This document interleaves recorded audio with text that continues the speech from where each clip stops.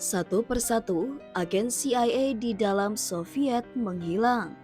Beberapa tewas, beberapa lenyap begitu saja.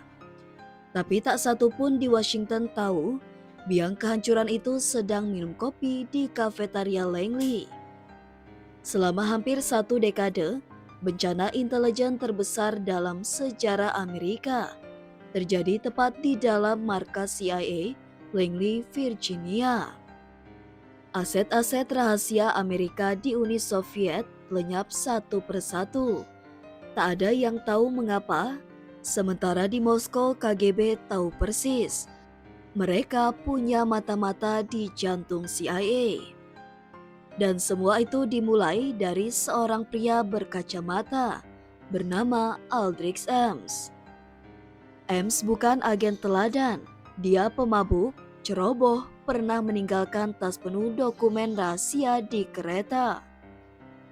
Tapi karena nama keluarganya punya sejarah di CIA, dia terus naik pangkat.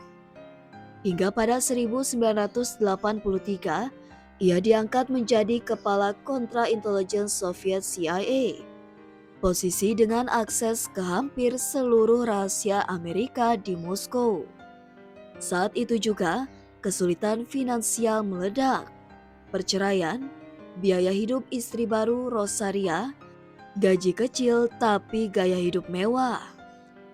Pada April 1985, Ames membuat keputusan yang akan mengubah sejarah.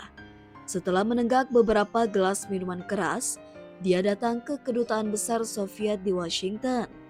Ia menawarkan nama-nama agen CIA di Soviet seharga 50.000 USD. Itu hanyalah awal. Selama 9 tahun berikutnya, ia menjual lebih dari 30 identitas agen, menghancurkan 100 lebih operasi rahasia CIA, menerima lebih dari 2,5 juta USD dari KGB. Hasil dari pengkhianatan Ames, agen-agen CIA di Uni Soviet ditangkap, disiksa, dan dieksekusi. Termasuk diantaranya Jenderal Dmitry Polyakov, aset senior Amerika. Sementara itu, Oleg Gordievsky mata-mata MI6 dan KGB hampir tertangkap. Ia kemudian menyadari semua informasinya telah bocor. Tom Mangold dari BBC menyebutnya sebagai pembelot KGB tingkat atas diinterogasi oleh mata-mata KGB tingkat atas. Ironi berdarah yang tragis. Ames hidup mewah di depan hidung CIA, membeli Jaguar baru, bayar sedot lemak istrinya tunai, pindah ke rumah seharga 540.000 USD. Semua itu dengan gaji 60.000 USD per tahun. Tapi bukan kecerdikan intelijen yang menjatuhkannya, melainkan pengawasan sederhana atas kebiasaan belanja mencurigakan. Pada 1994, setelah pengintaian panjang, Ames dan istrinya ditangkap di luar rumah mereka.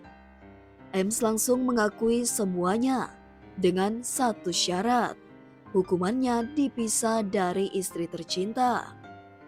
Rosario dihukum 5 tahun, Ames sendiri dipenjara seumur hidup tanpa pembebasan bersyarat.